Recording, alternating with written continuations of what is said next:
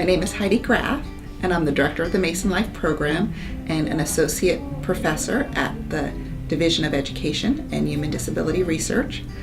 My job here is to oversee the program. We're a two-part program, really. One is to educate our students with intellectual and developmental disabilities, and then the other part really is to be this training ground for people who might want to go into the profession of special education.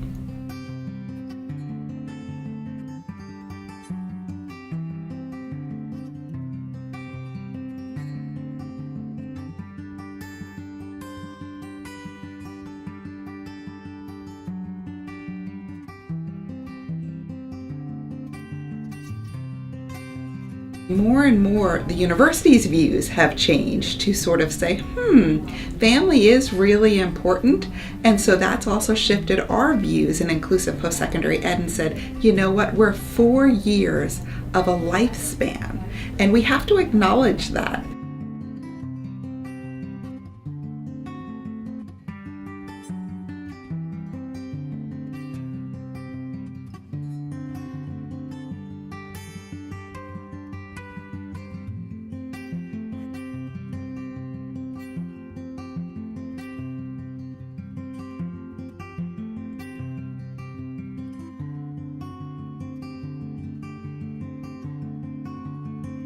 For us, I didn't really understand what that meant until I began to see. So advocating was bringing him along and making sure that he had a say in it. Advising was giving him advice and doing much less speaking for him and much less decision making with him, but really giving him advice, but ultimately he'd have to make those decisions.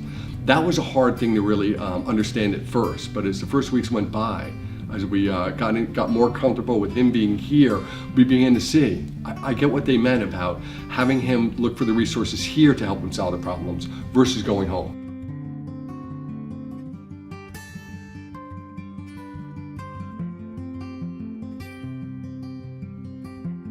So for most of K-12, our students have IEPs, and the family is really the voice of that student.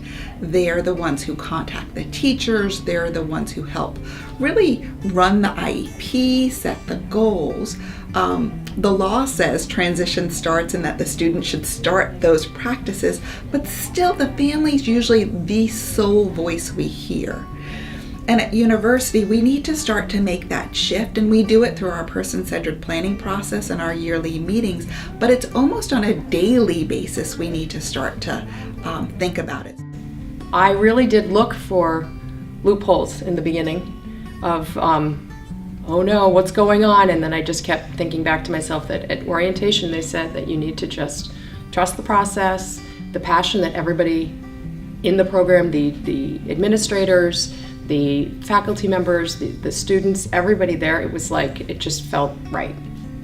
Really kind of put it in their hands. He was 21 when he started the program, and at that point I felt like they could teach him what he needed to know. He could take on the program because I'd been doing everything for him up to that point, and I felt like if he was going to gain independence, I needed to just sort of let it go and listen to what they recommended and said, and just I trusted the program. I read about it, I felt good about it, and that's the way I did it. And he did fine. I think he was better with me not running around circling him. I think it's better for his independent skills for me not to do that. And they work with him. They work with him and all the students if they're having any difficulties in any situation, whether it's their studies or if they live on campus, their life here. It's worked out really good that way.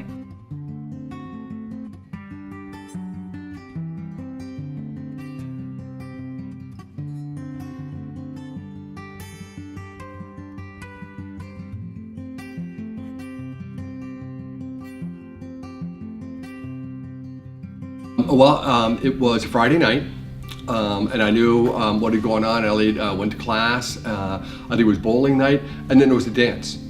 And the dance went great, I'm sure. I got a call from him. Hey, Dad, can we go buy a new jacket? I said, what do you mean, Elliot? I lost my blazer. Where'd you lose it? At the dance. So as an advocate, I would say, don't worry about it. I'll come over tomorrow and we'll fix it. As an advisor, I would have to say, well, what are you going to do about it? I'm not there. You need to go solve your problem. And he did, and he searched for it. He lost it, but it was only after he had figured out what had happened, and they came to me again and said, we do need a new jacket. So instead of just immediately hopping to and solving the problem, I had to say, well, find your friends, find your RA.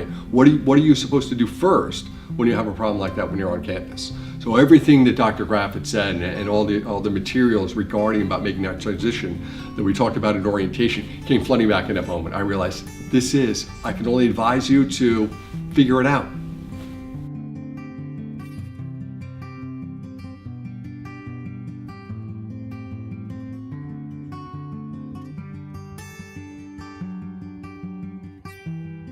When Elliot was growing up, he had a tough time with new situations, and we always called him, Elliot, I don't want to go, let's go. When he would get into a situation, he'd be like, okay, well, this is great. Now he's always, let me try, you know, and he just jumps in, and it's great to see that. And this program has just offered so many opportunities for him to do that. You know, I'd like him to get a job, and I feel really good that he's going to get a job when he gets out of here, and he's going to have all those tools and skills in place to live an independent life. I've seen a change in him in the past 3 years for sure. He's become more independent. He is able to take on tasks on his own without second questioning himself.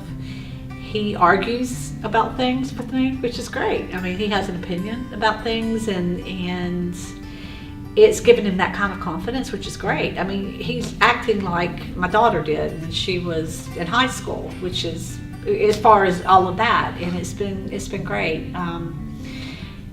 And so I think the most positive thing is to see his growth. He'll be 25 this year, and I would say 10 years ago I wouldn't have seen him doing what he's doing now and turning 25. And so I'm very happy. I feel like when he graduates, he'll have a job, and we'll be able to go from there. I think for me the best thing is really seeing the look on Elliot's face. Again, he's not the most eloquent person with words, but he is very expressive and highly emotive. And you know when Elliot likes something, you know when he doesn't like something. And to see him so excited, especially going back to school from a weekend at home, which there have been very few because he doesn't want to come home. He'll come home on vacations, but how excited he is when he comes back. But the way he talks about school and the friends that he's making clearly shows that he's really enjoying it. And that's all that we've ever wanted for any of our children.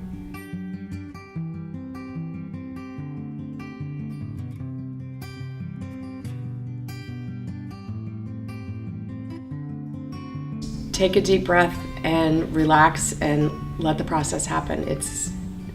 Things are in place, and it's you gotta let it go. Get to know the faculty members as much as you can. The more that you can really develop a relationship with them, I think as parents, when we're just going through this, that'll give us something tangible, somebody we know. It's like any child going off to college for the first time, even the ones with special needs. It's hard to let them go, but you have to not coddle them so much. Let them branch out and be the people they need to be. Give the students the chance to make mistakes. It's really crucial to learning.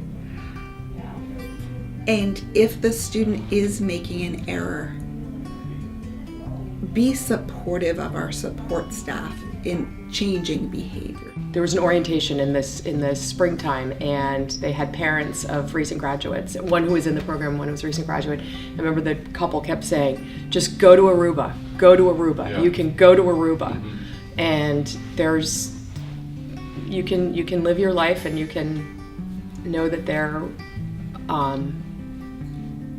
in a good place, and it's a good campus, and it's a great place.